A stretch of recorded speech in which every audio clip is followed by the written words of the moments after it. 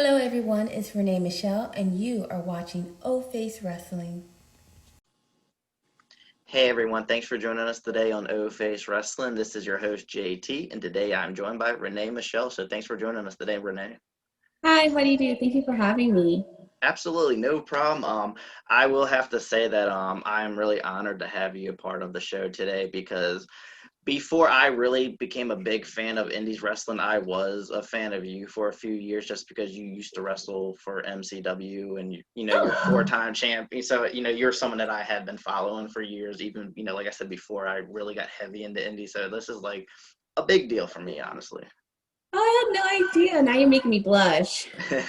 You're making me blush now. No, I Thank had to throw you. that out there because, yeah, like there are wrestlers that I discovered doing the podcast and you just go into indie events. And then there's wrestlers I knew about prior, like back when I was more so like a WWE kind of person. And then, so yeah, you wrestling for MCW for, on and off for years. I did see you on the flyers and all that. Like she seems really cool, yada, yada. And now you're on my show. Oh, well, it's an honor. All right. Thank you. So now let's get started with the questions, Renee. So I want to start at the very beginning. So what was your inspiration for becoming a professional wrestler? Actually, believe it or not, I didn't grow up watching wrestling. I wasn't even a fan. So I guess when I was approached, by Dwayne Gill to get into wrestling, I absolutely did not know many of like the superstars of wrestling or anything like that. I didn't even know who was Hulk Hogan, let alone Ultimate Wow. Warrior. So that is as much as I knew during that time about wrestling. So I saw that the opportunity to challenge myself. I grew up doing martial arts, at such a very young age. And then when Dwayne Gill convinced me to get into wrestling, I was dead set against it. I didn't want to try it. I actually want to do acting to get into stunts because I always love like watching from Bruce Lee to Jet Li to Jackie Chan to Z Zhang and all of that. So that was more so my passion. So when I fell into wrestling, I was like, I caught the wrestling bug and I absolutely loved it. And I wanted to see how far I could take myself with it. And you've, gone pretty far, honestly. I mean, we've seen you all over the place on the indies. We've seen you in WWE, Impact. So I think, your career has done very well so far. So that being said, you saying that, you didn't grow up a fan or anything like that. Have you had, people kind of give you like the cold shoulder or just kind of give you any negative vibes because you don't have that like background and stuff like Oh, that, absolutely.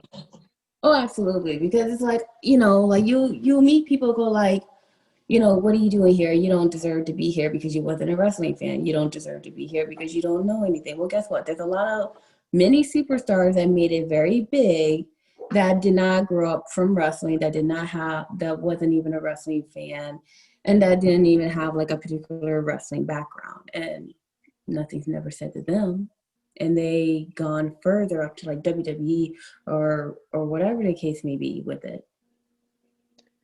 Yeah, and and to me, like, I get why people might be a little upset, but because, they had that passion before. But it's like, if you can go and do it and be one of the best, then guess what? That's good for you. Like, if if you feel some type of way about someone who doesn't have that background and they do better than you, then that's on you. You let them do better, Exactly. because there's been plenty of wrestlers out there that have been very successful without that background, like Alexa Bliss, Bianca Belair, Kurt Angle. So, Right. Stone Cold Steve Stone Austin. Cold, Stone yeah. Cold. I mean, you don't have to sit there and go through, all like the indies and all that to make it to the big time. There's plenty of people who have done it, or, even like I said, like you don't even have to be a fan too. Most people, that is how they get into it. You grow up, I want to do this, but I mean, when you get older, if you get the opportunity and you do it and you do great, then guess what? That's, that's good on you because you did something that, a lot of people said you couldn't, because a lot of people do kind of they just don't think people could do it if they don't have that passion, that prior passion or, experience and stuff like that. I think it excludes their own insecurities within themselves, and it's such a ugly trait. Instead of like focusing on yourself, you want to put that insecurity onto others versus accepting the fact that it's your own insecurities. Exactly. And like I said, that's just shame on them. They're just not going to focus on themselves and trying to be the best they can be. Then at the end of the day, that's on them. And if Yeah, and it's like growing up, I'm used to being, oh, she's just a model. She can't do this. Oh, or I forgot the word for it, but you know what I'm trying to say. I get more of a satisfaction proving them wrong. Yeah, and that's good because that's motivation that you could use for yourself. A lot of Right? people do, because I know that there was a period of wrestling where, WWE, as an example, did hire people based off of looks without any kind of background. And I can understand why people can be a little upset about, the opportunities being taken away. But like when you take that opportunity and make something of yourself, like I said, that's the motivation you use for yourself at the end of the day. So now the next question I wanted to ask you. Yes, absolutely. I totally 100% agree. So now I want to talk about MCW, because that is where I first discovered you, and I know you have a long history with them. Four-time women's champ, which as of right now is the most title reigns for that title. So tell me about your experience with MCW and some of your favorite moments working with them in the past.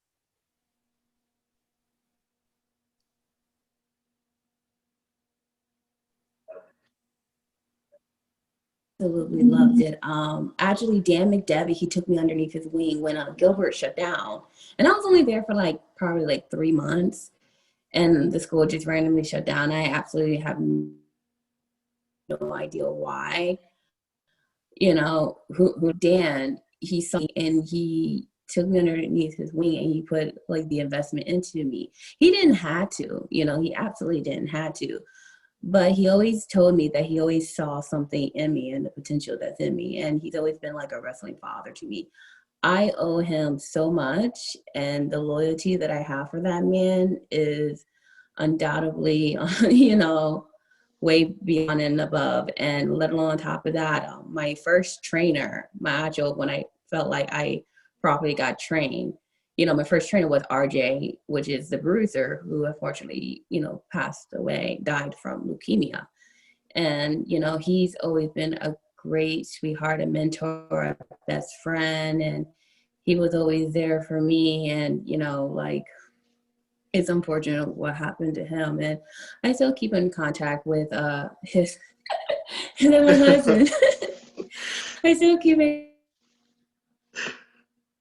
contact with Tara and everyone else as I possibly can, like Joe Keith and Ken Dixon. They're my guys. I love them. Yeah, I've heard their names thrown around a lot from, Gia.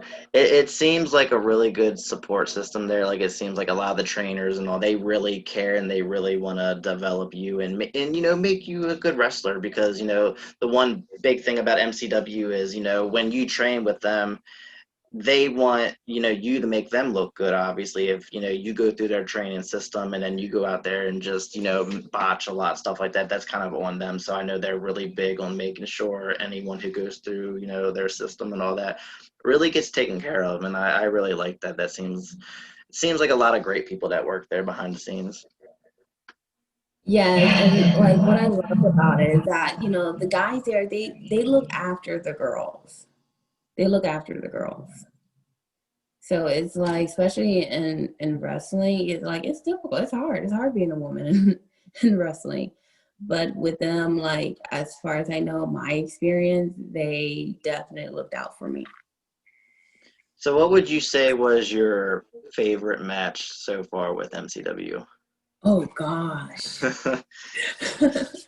I was able to be tag team partners with Mickey James, but I would say I definitely had like a great match with Melina. I had a lot of fun with her, you know. She's a lot of fire.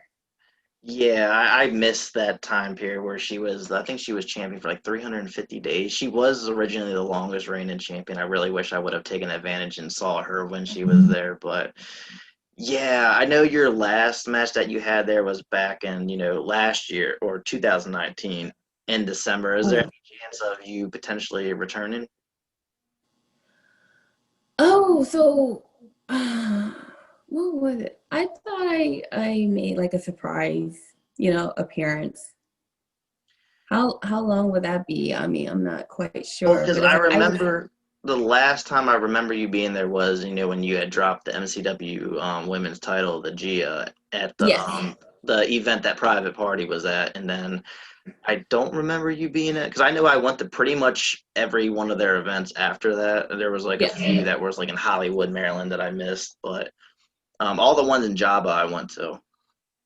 yeah. Oh my God, dude, you got me. Like my memory's not the greatest. Neither is I'm like, mine. this is 2019, it's 2021. How am I gonna remember all of that? Uh, yeah, you got me. Maybe Gia remembers. Yeah, because she got a one up on me. She got a one up on me. I haven't forgotten. She's Yeah, still on my radar.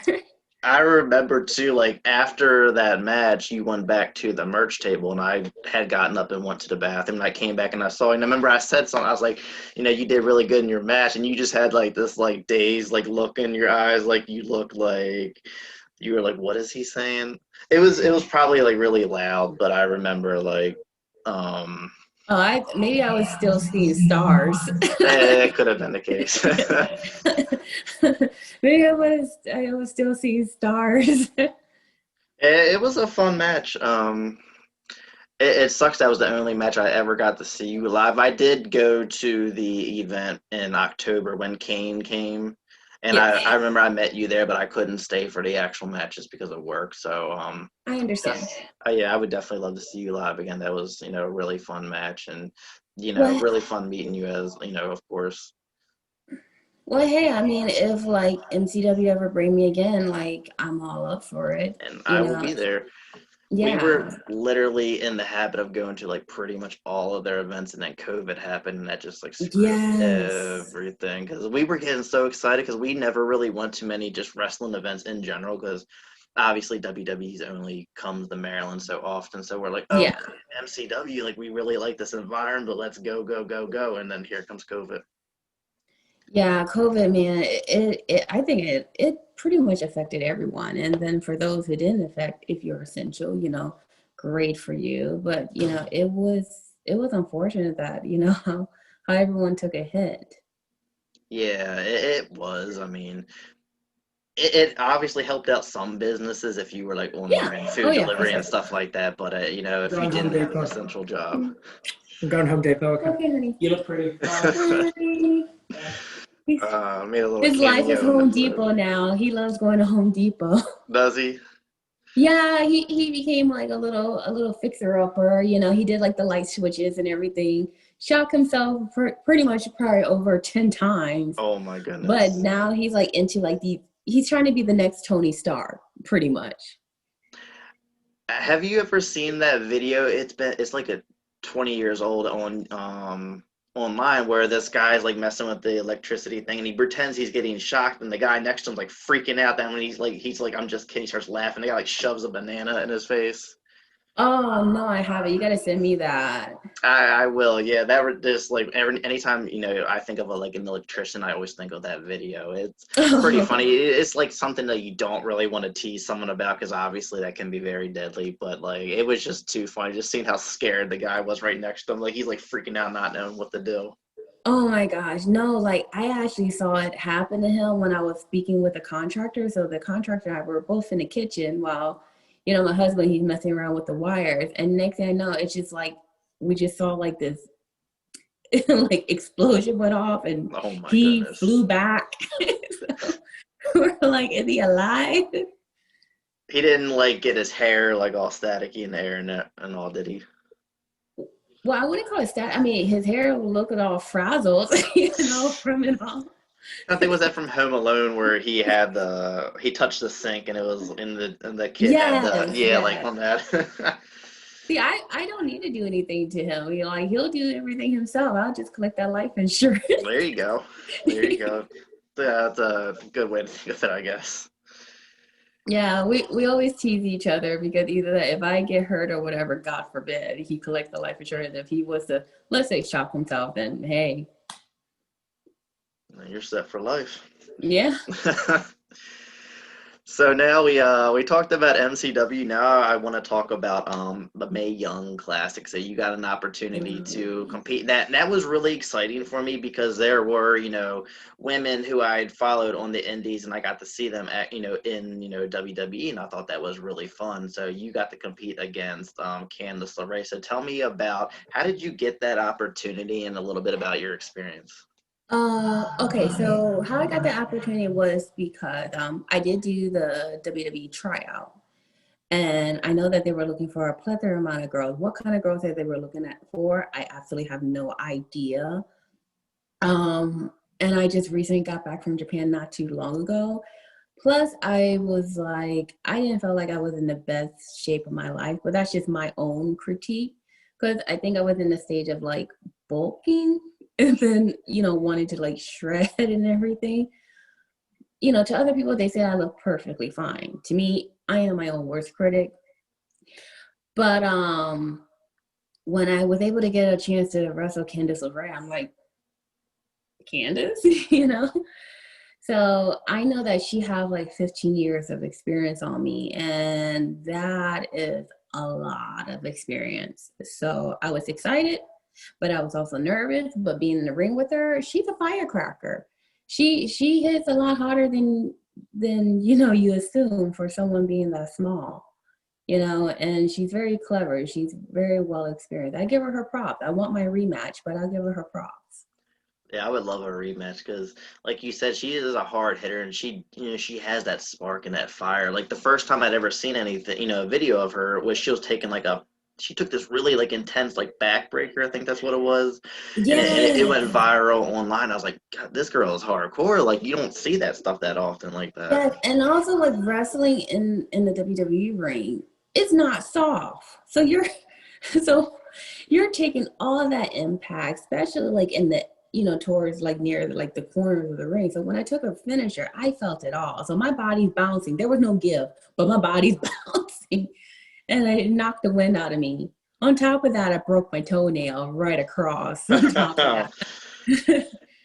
Oh no, yeah, the ring in general is no joke. Like you don't realize it as a fan watching, on TV, but when you go to a live event and you hear the body slamming, on that mat, it's like Oh, it's straight wood under there. Like you don't you think as a fan, wood, metal, padding and yeah. stuff like that. No, like it's loud and heavy and Yeah, there's wood, there's metal, there's really no give. It's like the equivalent of football players hitting each other. That's how much like, how football players, they tap each other and everything. That's pretty much almost like the same impact every time you're being slammed in that ring. exactly. And that's something I don't want to experience honestly, because I know just one wrong bump, boom, Yeah. broken arm, broken leg, Yeah, I blew my ACL, MCL, and metal meniscus all in one. Ooh. I was injured for like a good 6 to 9 months. Oh wow, that's it. I thought you would be out longer than that.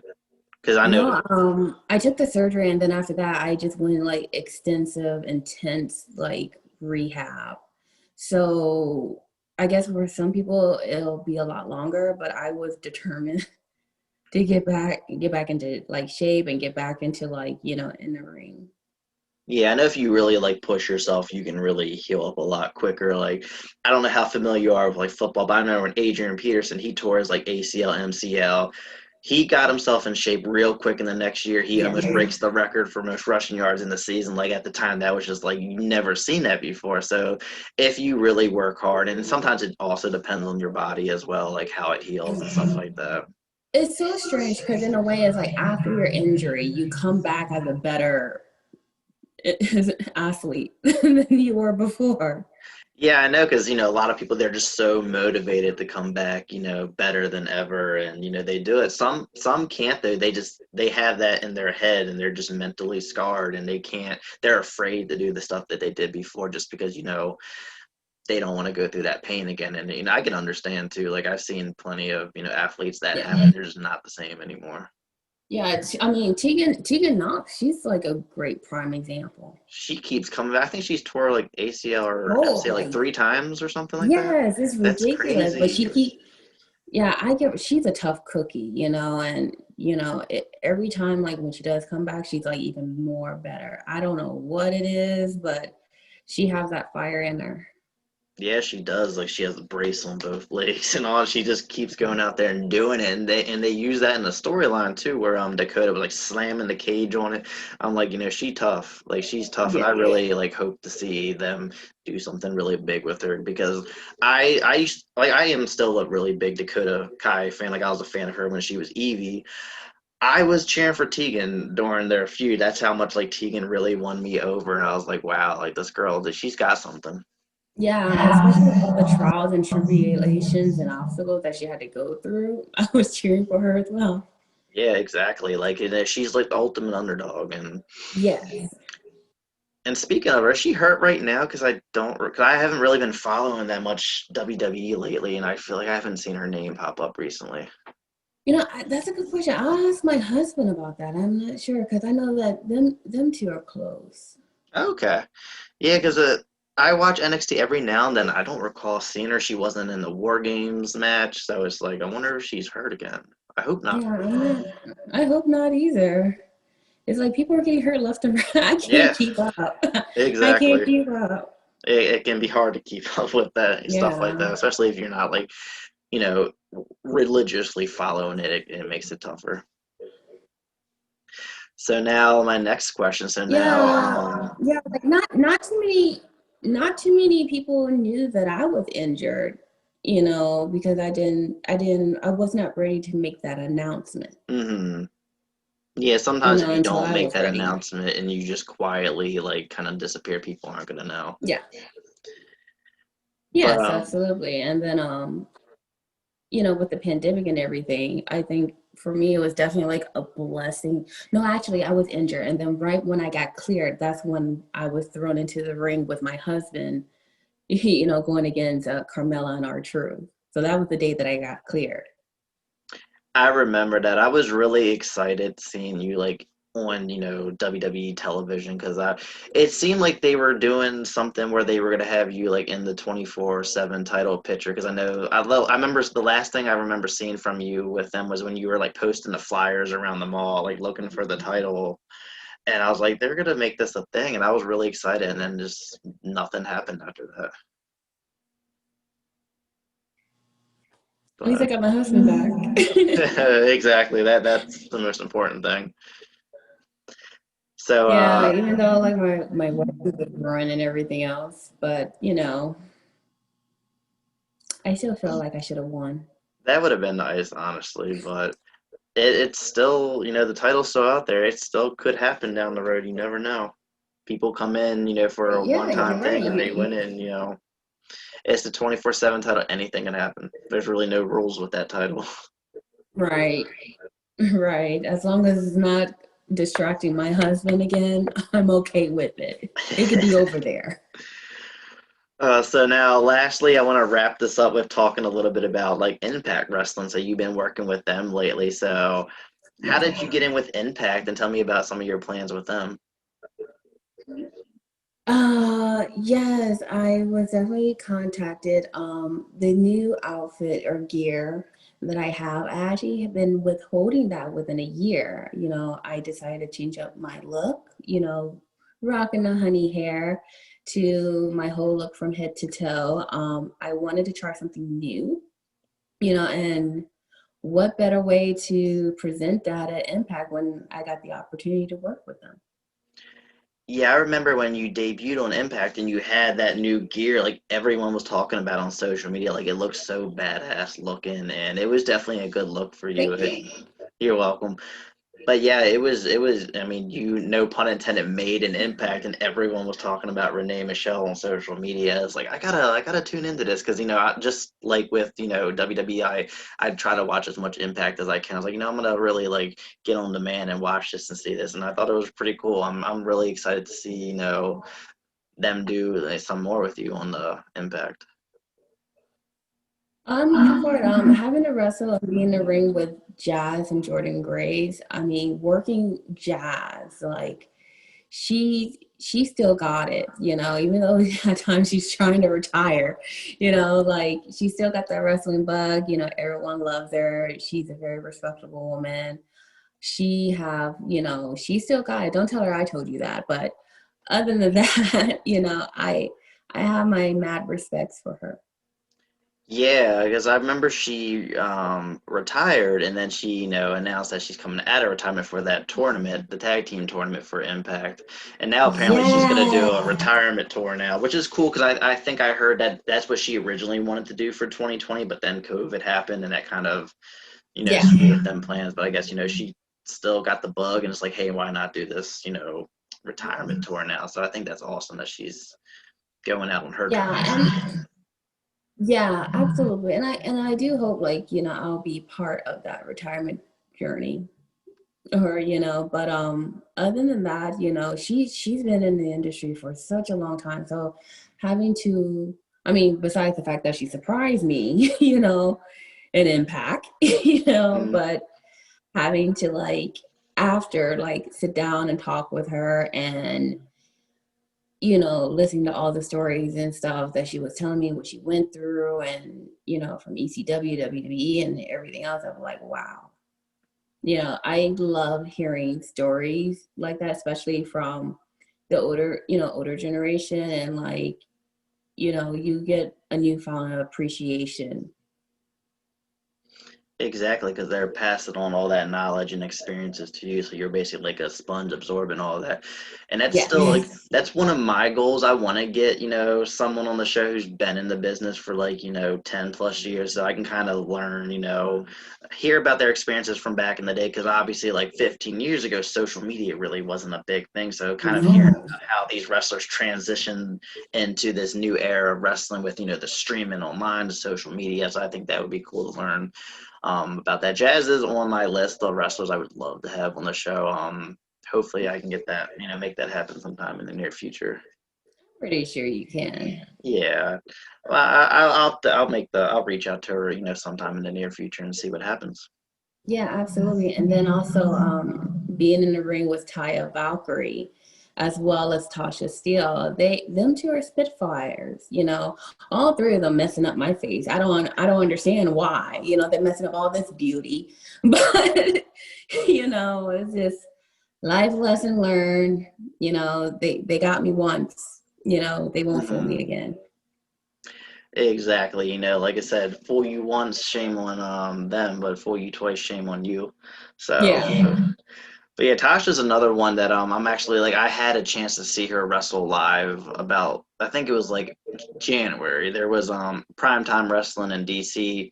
She competed at, but I remember I didn't even know she was gonna be there, because the flyer had like all male wrestlers. Like, oh, I guess they don't have any women matches, and to come to find out she was there, and I was like, I had my chance, because she's on my list of people I want to see wrestle live. So. Yeah. And I know she's in Impact doing her thing now, so I don't know how often she does indie bookings now, but Oh, I really don't know, but it's like being in the ring with her. It's like I was excited, but also nervous and have no idea what I was going to get myself into. Obviously, I got my butt beat at the end, but I will have my revenge. there you go. You go get that revenge, and I'll be rooting for you. Yes. Don't tell Tasha I said that, though. I'm a teller. Oh, you get me in trouble. But Renee, so this wraps up our interview. I just have to thank you so much again for joining me today on O Face Wrestling. Yes, and thank you for having me. Absolutely. Do you want to share your social media real quick so everyone can know where to find you? Oh, yes, absolutely. So you can find me on Instagram, which is Lady RM, as well as Twitter, which is one Renee Michelle, and as well as Facebook, which is one Renee Michelle. And also on my Instagram, if you ever want to purchase products or whatever, you could go on my big cartel. All of that information is there for you too. All right, make sure you all check out her on social media. I'll put all them links in the bio below. Just make sure you give us a sub on YouTube, follow us on Facebook, Twitter, Instagram. Just search O Face Wrestling, and boom, we'll pop up. Thank you all for tuning in. Thank you.